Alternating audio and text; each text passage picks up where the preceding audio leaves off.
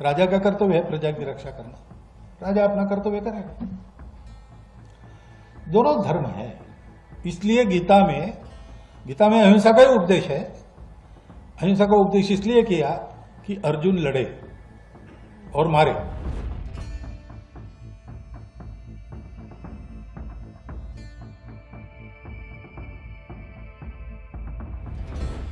उसका भाष्य स्वामी जी ने एक किया है और किसी का कुछ और हो सकता है, लेकिन ये चर्चा होने से ही उसमें से नवनीत निकलेगा, उस मंथन में से ही निष्कर्ष निकलेंगे।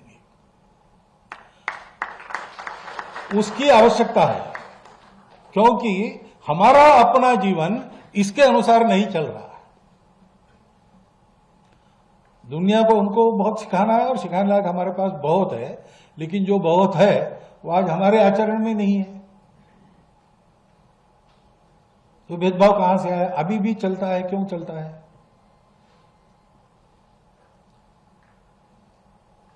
हमारे स्पष्ट उल्लेख है, अहिंसा ही हमारा स्वभाव है, हमारा मूल्य है अहिंसा। लेकिन हमारी अहिंसा लोगों को बदलने के लिए, लोगों को अहिंसक बनाने के लिए है। तो कुछ लोग तो बन जाएंगे हमारा उदाहरण लेकर, लेकिन कुछ लोग नहीं बनेंगे और इतने बगड़े रहेंगे, कुछ भी करो वो नहीं होंगे और उपद्रव करेंगे दुनिया का। तो इसके लिए क्या करना है? आपने बताया मुंबई में मैंने रावण का उल्लेख मैंने इसलिए किया, मैंने कहा कि भाई हम तो किसी के दुश्मन नहीं है, द्वेष वगैरह हमारा स्वभाव नहीं है। तो रावण का भी जो वध हुआ वो रावण के अकल्याण के लिए नहीं हुआ, कल्याण के लिए हुआ।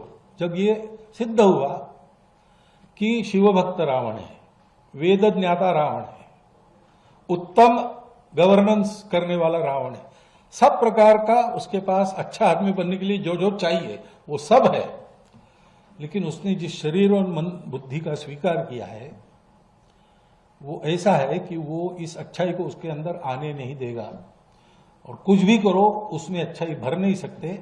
अब उसको अच्छा बनना है तो एक ही उपाय है, उस शरीर मन बुद्धि को समाप्त करके वो दूसरे शरीर और मन बुद्धि को लेकर आ जाए।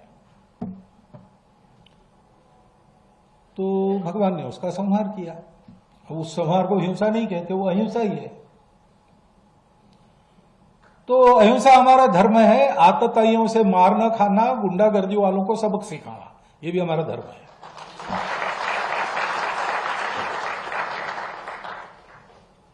अब पाश्चात्यों की जो विचार पद्धति उसमें दोनों एक साथ नहीं चल सकते, क्योंकि इन दोनों को बैलेंस करने वाला जो विचार है कि मैं लोगों में, मेरा शत्रु है फिर भी मैं देखूंगा अच्छा आदमी है कि खराब आदमी है, वो बैलेंस नहीं है। शत्रु है या नहीं शत्रु है, वो अच्छा होगा तो भी उसको पूरा मिटा दो।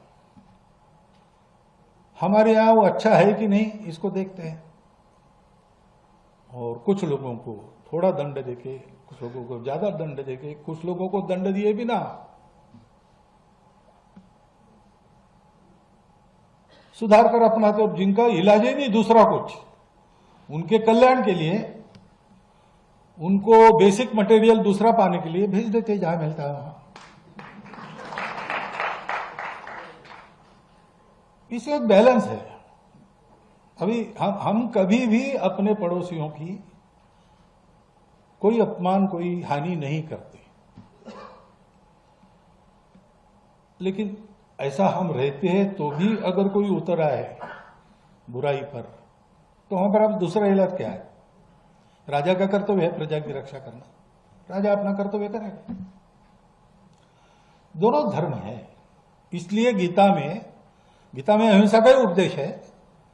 अहिंसा का उपदेश इसलिए किया कि अर्जुन लड़े और मारे, क्योंकि उस समय ऐसे लोग थे सामने कि अब उनके विकास का दूसरा इलाज नहीं था, तो सब बदल के उनको आना पड़ेगा। ये एक संतुलन रखने वाली भूमिका अपने यहां है, वो संतुलन हम भी भूल गए। ये संतुलन देने वाला धर्म है, धर्म की दृष्टि है हमारे यहां। जैसा बताया 4 पुरुषार्थ है,